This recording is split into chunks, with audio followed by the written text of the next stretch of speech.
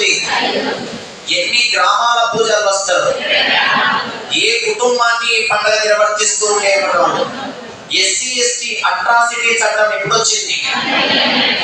మరి SC ST atrocity చట్టం ప్రకారము మనకు ఈ ఎస్సీ ఎస్టీ అట్రాసిటీ చట్టం కింద ఎన్ని సెక్షన్లు ఇచ్చినాడు? మొత్తము 1వ సెక్షన్ ఏమి చెబుతుంది సార్ అంటే, ఎస్సీ ఎస్టీలను బలవంతంగా తినకూడని పదార్థాలను తినిపించటము, తాగకూడని పదార్థాలను తాపించటం అనేటువంటిది చట్టరీత్యా నిషేధించటం జరిగింది. మరి సెక్షన్ 2 ఏం చెప్తుంది సార్ అంటే, ఎస్సీ ఎస్టీకి చెందిన వారిని వివస్త్రతను చేయటం, రంగులు అద్దటం వంటివి కూడా చెయ్యటం అనేటువంటిది చట్టరీత్యా నిషేధించటం జరిగింది అని చెప్పుకుంటున్నాం. సెక్షన్ 4 బలవంతంగా వారి భూములను లాక్కోవటము లేదా దున్నటము లేదా వాళ్ళ యొక్క పొలాలను ఆక్రమించుకోవటం అనేటువంటిది కూడా చట్టరీత్యా నిషేధించటం జరిగింది. తర్వాత వారి యొక్క మనోభావాలను కించపరిచేటువంటి విధంగా మాట్లాడటం, భౌతికపరమైనటువంటి చర్యలు చేయటం అనేటువంటిది కూడా నిషేధం. అటువంటి ఈ ఎస్సీ ఎస్టీలను వివిధ రకాల పేర్లతో పిలిచేటువంటి వాళ్ళు ఆ కాలంలో వివిధ రకాల పేర్లతో పిలిచే వాళ్ళు. ఏ పేర్లతో పిలుస్తున్నారు సరంటే, ఆంధ్రప్రదేశ్ లో పాకి, తమిళనాడులో సిక్కియార్, గుజరాత్ లో పంగి అనేటువంటి పేర్లతో పిలిచేటువంటి వాళ్ళు. ఎంత ఘోరమైన పిలుపు సార్ అంటే అంత ఘోరమైన పిలుపు, మామూలు కాదు. ఆంధ్రప్రదేశ్ లో పాకి, తమిళనాడులో సిక్కియార్,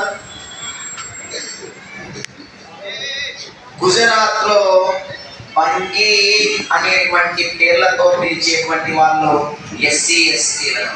మరి ఇటువంటి ఎస్సీ ఎస్టీ అట్రాసిటీ చట్టం 1989లో వచ్చిన తర్వాత మనకు మాన్యువల్ స్కావెంజర్ల గురించి కూడా మనకు సిలబస్ లో పొందుపరిచారు.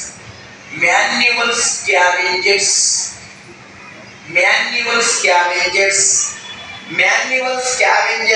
అంటే జంతు మానవ విసర్జితాలను చీపిర్లు, తట్టలు, బుట్టలు ఉపయోగించి సుదూరమైనటువంటి ప్రాంతానికి తీసుకువెళ్ళి పారబోసేటువంటి వ్యక్తులను మాన్యువల్ స్కావెంజర్లు అని పిలిచేవాళ్ళు.